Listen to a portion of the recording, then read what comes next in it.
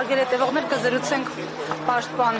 Արամ Վարդևանյանի հետ։ Ինչ միջնորդություններ, ինչ փուլում է պարոն Վարդևանյան։ Գործընկերներ ջան, ներկայացնեմ, ես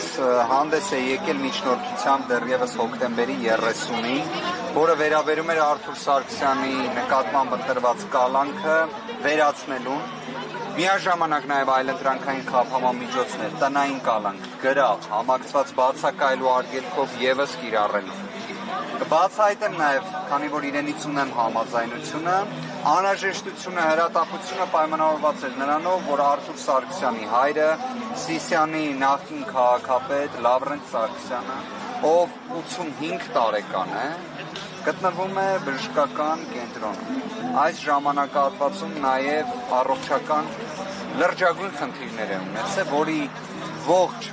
դետալները փոխանցվել էին դատարան։ Եվ դուք պատկերացրեք մեզ մոտ մարդասիրության որպես սկզբունքի ինչ աստիճան ճգնաժամ կա,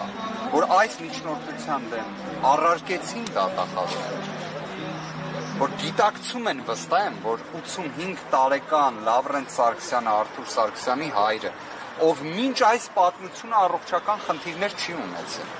Այս ժամանակահատվածում տեսնելով որդու նկատմամբ տեղի ունեցողը իր մոտ առողջական խնդիրներ են առաջացել։ Արթուր Սարգսյանի մոտ առողջական խնդիր չի առաջացել։ Եվ պատկերացրեք այս պայմաններում նշված միջնորդությունը մերժվում է։ Ազնվորեն եմ ասում, չեմ պատկերացնում ինչ պետք է լինի։ Օրերս Սահմանադրական դատարանը որոշմամբ արձանագրում է, որ տնային կալանքը իր ինտենսիվությամբ նույն կալանքը պարզապես օրինակ այդ ժամանակ կարող է մարդասիրության երաշխիքը սկզբունքը պահպանվել։ Բայց այս դատարանի համար դա նշանակություն չունի։ Հանրային մեղադրողների համար նշանակություն չունի, սա փաստ է։ Գաղափար չունեմ։ Ինչով պարզաբանվեց, թե չպարզաբանվեց։ Բացարձակապես։ Ամենայն պատասխանատվությամբ եմ ասում, բայց մերժեց, որտեղ Արթուր Սարգսյանը դեռ կալանավորված է։ Սա է այն իրականությունը, որը ունենք։ Իսկապես այս աստիճան մարդասիրության արժեքը որպես սկզբունք անտեսելը, սա չեմ կարծում երբևէ եղել։ Անկեղծորեն բոլոր խնդիրներով, իրավական, դատական խնդիրներով հանդերձ, ես նման իրավիճակ չեմ պատկերացնում։ Բողոքարկելը հնարավոր է։ Այո։ Բողոքարկումը կապահովենք բոլոր դեպքերում։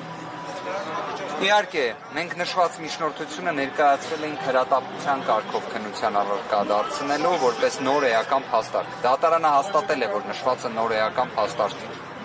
Դատարանը նաև անտեսեց իրեն,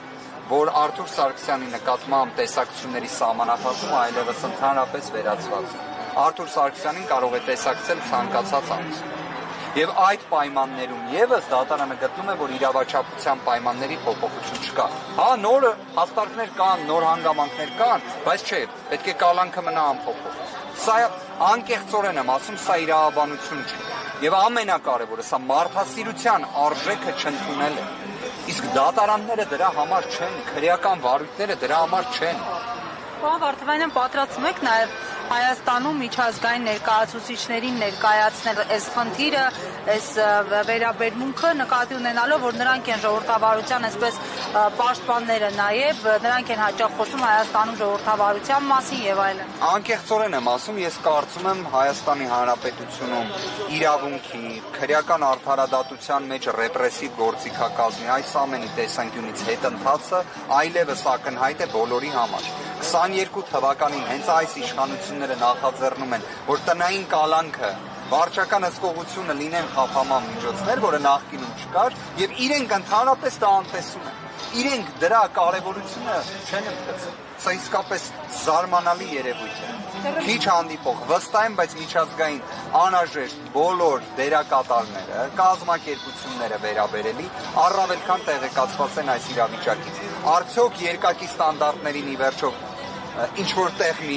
ավարտ կտրվի, թե ոչ, սա էլ հարց է։ Բայց այն, որ տեղյակ են, վստահ եմ։ Հիմա դրան բացառ է։ Այո։